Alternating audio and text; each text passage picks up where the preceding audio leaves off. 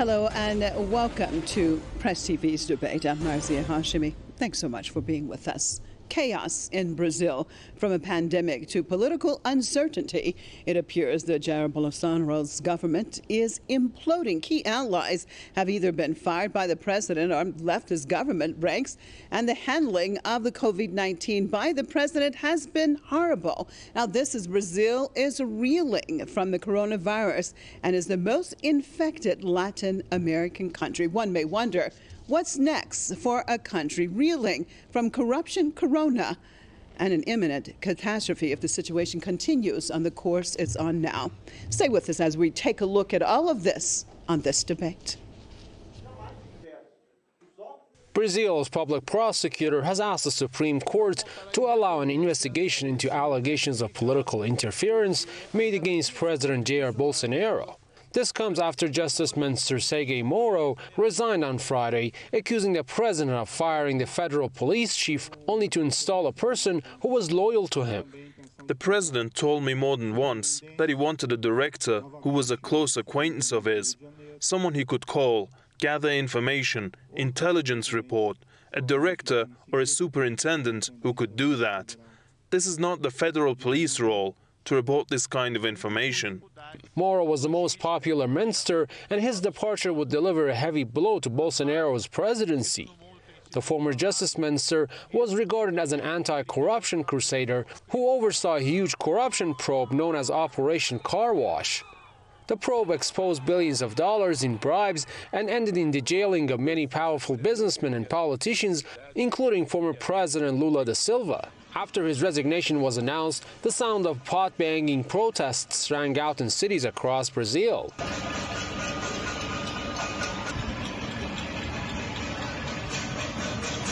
In a televised address, Bolsonaro rejected Mora's claim as baseless and said he had the right to choose who he wanted as federal police chief. The appointment is mine, the prerogative is mine, and the day I have to submit to any of my subordinates, I cease to be president of the republic. The crisis comes a week after Bolsonaro fired popular health minister Luiz Henrique Mandetta following clashes over how to tackle the coronavirus outbreak. Mandetta, like most health experts, had supported social distancing orders by Brazilian governors. Bolsonaro, however, has actively opposed any measure against the pandemic. He has claimed that the virus is just, quote, a fantasy. He has gone as far as attending rallies against lockdowns imposed by local authorities. Brazilian public also seems to be largely on the side of the health minister, with 76% of people describing the ministry's response to the pandemic as good or great. The pandemic has heavily damaged the economy, ruining the chances of Bolsonaro's re-election. And that's why many believe that Bolsonaro's recent actions are aimed at diverting public attention from his poor response to the COVID-19 pandemic. But whether these moves will be successful or indeed backfire remains to be seen.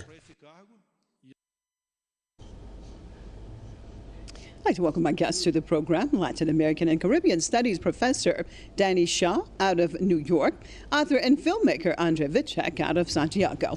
Thank you both for being with us. Starting it off with Danny. Danny, how do you assess the overall current political situation in Brazil? Your take on all of this? Jair Bolsonaro is a crisis of legitimacy. He needed a representative of who, as Sergio Mora is very popular there, the chief witch hunter of the PT of Workers' Party, was the one who Lula and then in Dilma herself out of power, Lula ultimately in jail. So now that Sergio Mora has resigned, it certainly makes Bolsonaro look more isolated. So here we have a falling out of thieves in the den, so to speak. The sectors of the ruling class that were more neoliberal, center-right, having a fallout with these fascist elements represented by Bolsonaro, the sections of the military, and his own family, his own sons. Well, Andre, I mean, do you think that Bolsonaro, what is he trying to do exactly? Is it just basically to solidify more power in his own hand? And even does he care about going against Brazilian law or not? How do you see it? Well, I think that Bolsonaro doesn't really know what he's doing.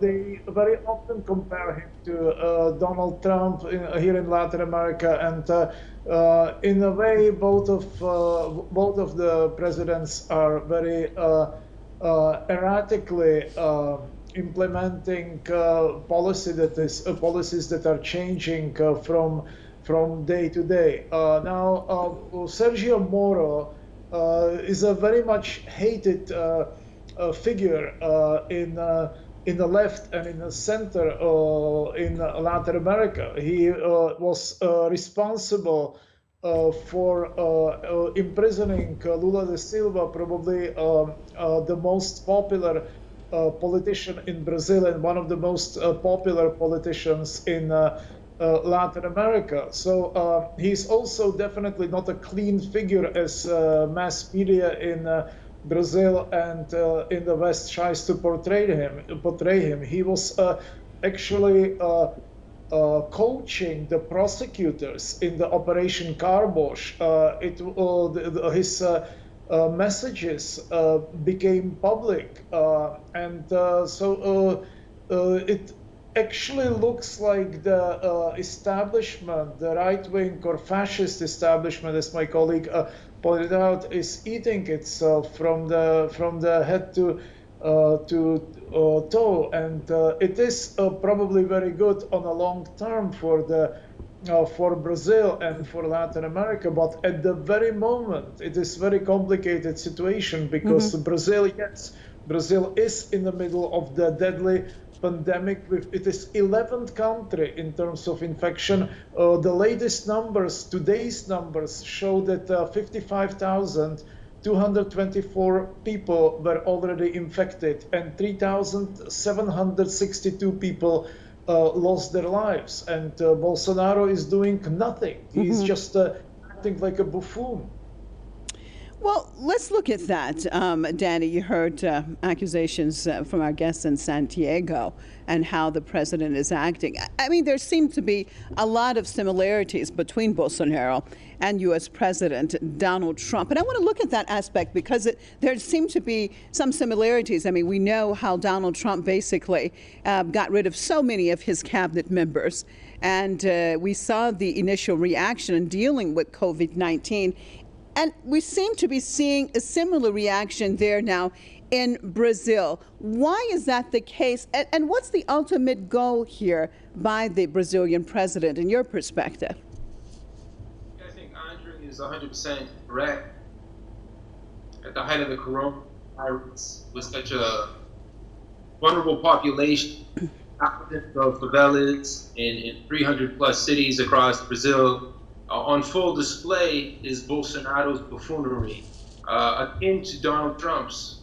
The doctor-in-chief, as we heard the past few days, telling the population to ingest Clorox and such things. And Bolsonaro has made similar anti-scientific, anti-medical claims.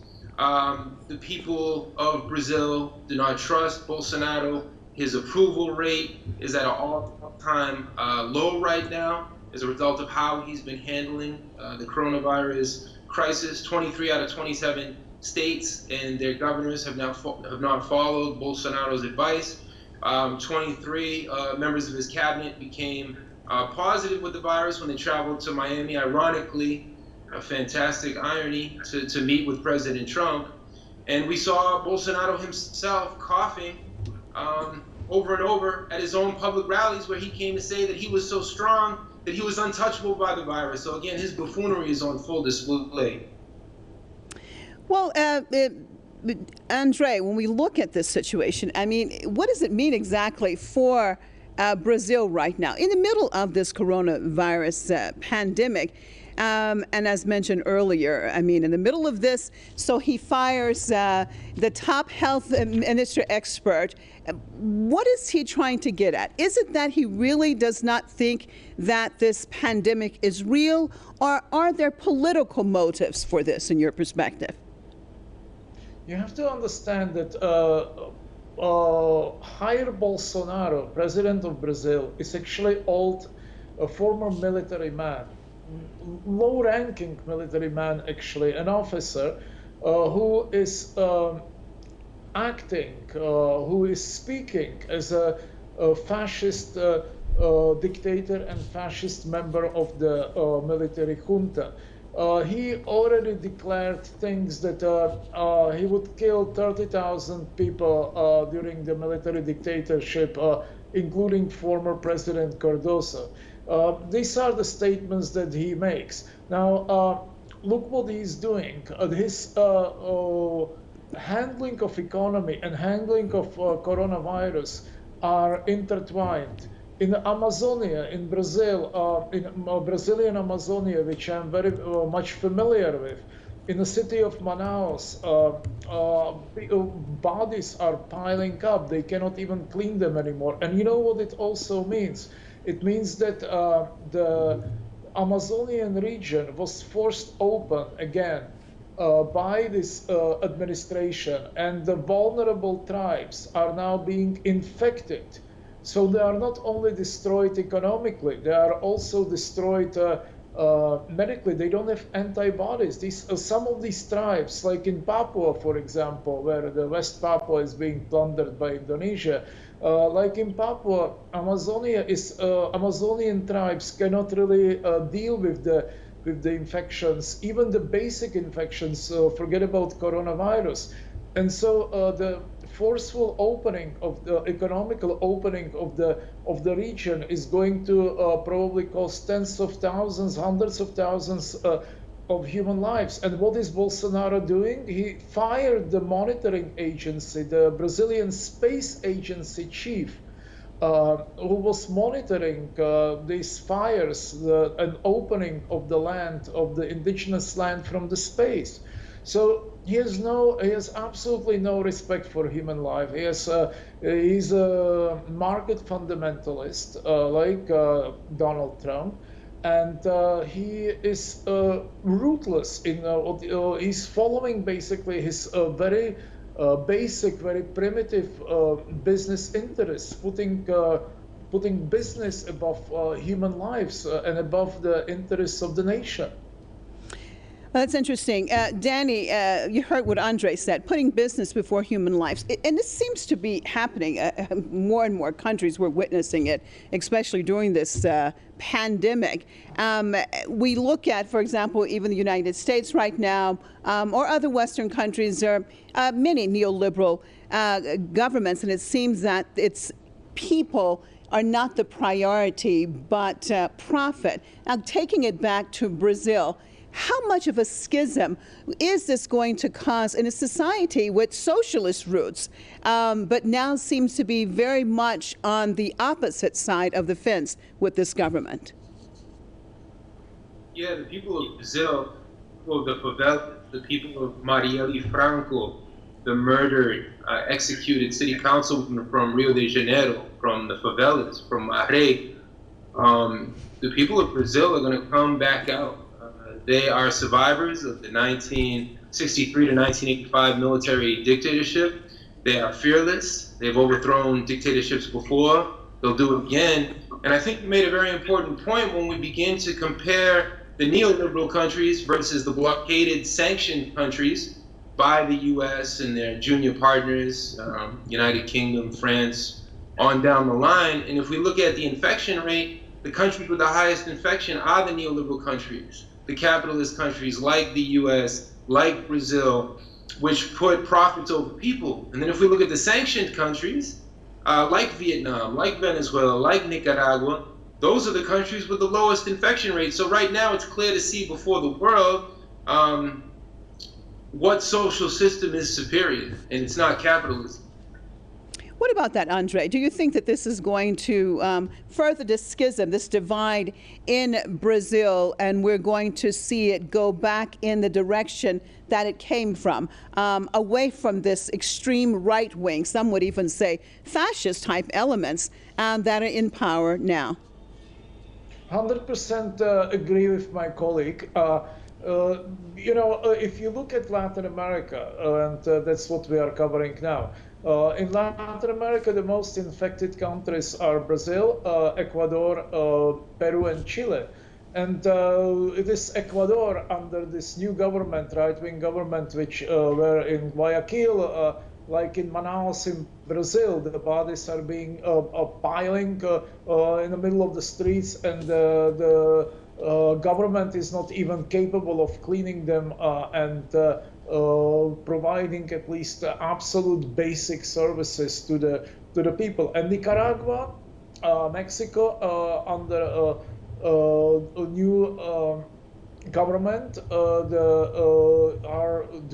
Venezuela, Cuba, of course, are doing extremely well, and back to, of course, Vietnam in Asia and China, which had to face the virus, a totally unknown virus, and defeated it within a little bit more than 1 month with very few losses compared to what is happening now in Western Europe and particularly in the United States. So in Latin America, we can see very clearly that in the right-wing countries like Brazil, Ecuador, Chile, and Peru, the situation is much worse than in the socialist countries. And people are watching, and they are paying attention, and they are of course, analyzing the situation, and this will have a big impact on the next wave of elections, I believe.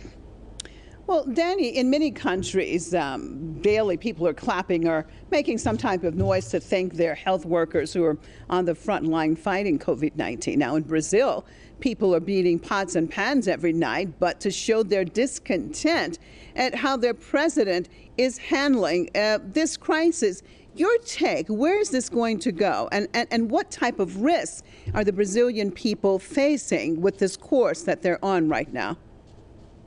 I lived in the favelas of Brazil, one of the most vulnerable areas in the world, in Rio de Janeiro and Sao Paulo. Just like in New York City, it's going to be Afro-Brazilians and the working class and poor people who are the most affected. And of course, as Andre pointed out, indigenous people of the Amazon.